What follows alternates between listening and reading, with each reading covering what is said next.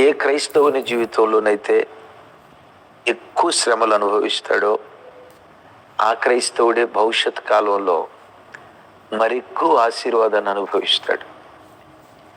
ఏ క్రైస్తవుడైతే తన బ్రతుకులో ఎక్కువ దుఃఖం అనుభవిస్తాడో ఆ క్రైస్తవుడే భవిష్యత్తులో నోటి నిండా నవ్వు పుట్టించే దినాలు దేవుడు ఆ బిడ్డకు అనుగ్రహిస్తాడు.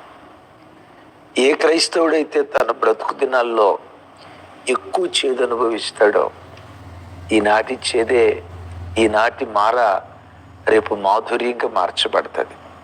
తమ్ముడు, చెల్లి, ఈ వాక్యం వింటున్న నీ బ్రతుకులో నాకే ఎందుకు ఎక్కువ శ్రమలు వస్తున్నాయి, నా బ్రతుకులోనే ఇంత ఎక్కువ దుఃఖం ఎందుకు కలుగుతుంది, ఎందుకో నా ఒక్కడి బ్రతుకులోనే, నా ఒక్కదాని బ్రతుకులోనే పుట్టుడు దుఃఖంతో నేను ఏడుస్తున్నా, బ్రతుకంతా ఏడ్పేనా, బ్రతుకంతా దుఃఖమేనా, బ్రతుకంతా ఈ కన్నీటి సందరమేనా అని అనుకుంటున్నావా?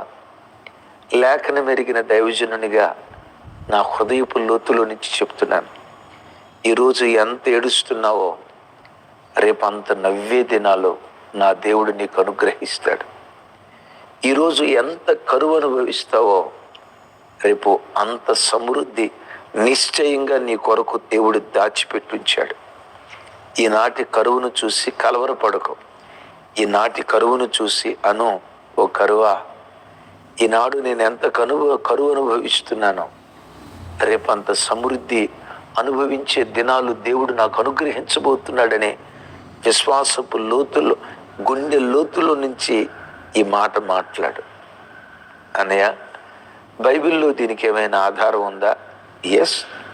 చూడండి, కీర్తనల గ్రంథం 66వ కీర్తన 12వ చరణం, అద్భుతమైన మాట. ప్రధాన గాయకుడు దావీదు అంటున్న మాట ఏంటి? నరులు మా నెత్తి మీదకి ఎక్కునట్లు చేసితివి, మేము నిప్పులలోనూ నేలలోనూ పడితిమే, అయినను నీవు సమృద్ధి గల చోటికి మమ్మను రప్పించి ఉన్నావు.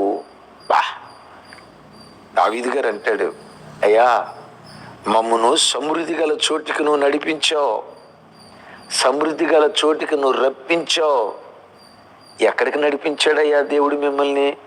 సమృద్ధి గల చోటుకి. ఈ ఉదయం వాక్యం వింటున్న చెల్లి, అక్క, తమ్ముడా, ప్రియ అన్న, ఈరోజు ప్రభు నీతో మాట్లాడుతున్నాడు.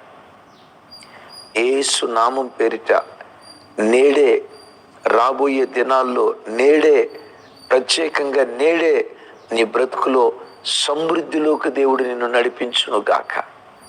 దావీదు దేవుడే నీ దేవుడు కాదా?